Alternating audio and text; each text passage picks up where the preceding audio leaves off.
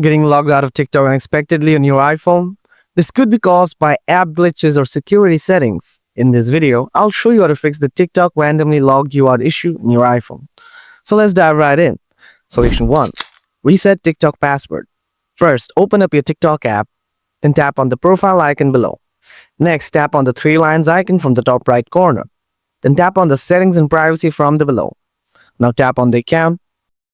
Next, tap password. TikTok will send a 6-digit code to verify. Then enter the code here. Now create a new password. Make sure the password is very strong.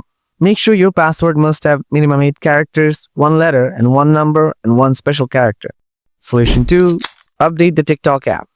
Open up the App Store. Tap on the search icon from the below. Type TikTok. Tap on TikTok from here. If you see any updates available there, then simply tap and update the TikTok app. Solution 3. Check your software update. Open Settings, tap General, then tap Software Update.